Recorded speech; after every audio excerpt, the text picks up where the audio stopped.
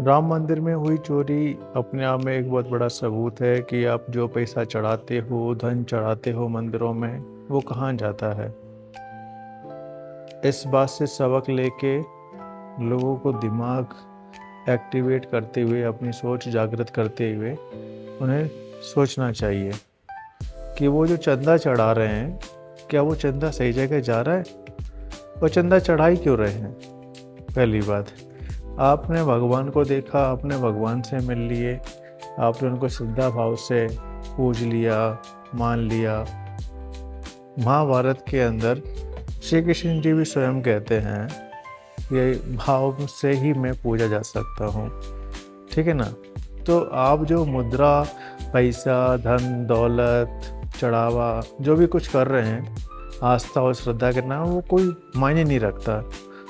अगर आदमी के अंदर की भावना सच्ची है तो उसके लिए भगवान हमेशा प्रस्तुत हैं। एग्जाम्पल बताता हूँ। अगर आप घर से जाते हैं, किसी भी मंदिर में जाते हैं, देवी के मंदिर में, देवता के मंदिर में, भगवान के मंदिर में आप जाते हैं, पूजा पाठ करते हैं, अर्चना करते हैं, चढ़ावा करते हैं, पंडित जी को देते हैं, लौट के आते हैं।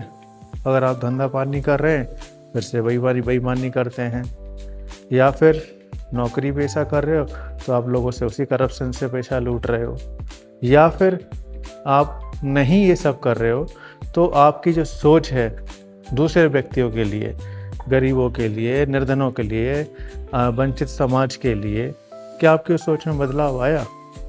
नहीं आया। तो आपने कि भगवान को पाया ही नहीं है, उल्लू बनाया आपने अपने आप को।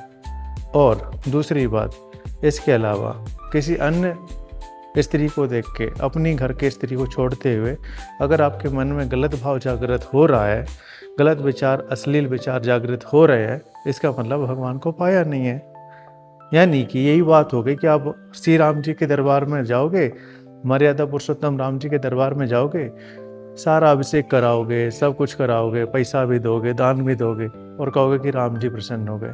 राम जी के बनाए हुए मर्यादा के उसूलों को माना नहीं, जाना नहीं, और राम जी प्रसन्न हो गए। अभी आपके ऊपर डिपेंड करता है कि आप क्या सोच रहे हैं। अब क्या अभी भी आप बुद्धू बनना चाह रहे हैं, वही जाके वही फिर से करना चाह रहे हैं? ये तो मात्र एक छोटा सा एग्जाम्पल है जो कि राम मंदिर अयोध्या के अंदर खुल गया है। दुनिया के इतने मंदिर हैं, किस किस मंदिर में क्या क्या चोरी चल रही है? क्या किसी ने पकड़ा है इस चीज़ को? जहाँ इतना करोड़ों अरबों रुपए, खरबों रुपए चढ़ा चुका है इंसान, क्या किसी ने पूछा है?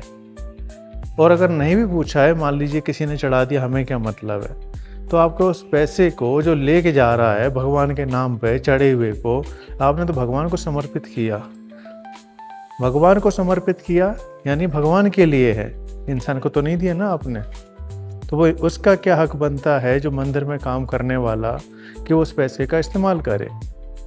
अगर आपको इंसान को ही देना है तो आप कह सकते हो कि जो श्री राम जी का सेवक है, फलाना राम, ठिकाना राम, फलाना मिश्रा, फलाना शुक्ला, फलाना पंडित, आप उसको दे रहे हो। क्यों नहीं देते हो? दो ना उसको।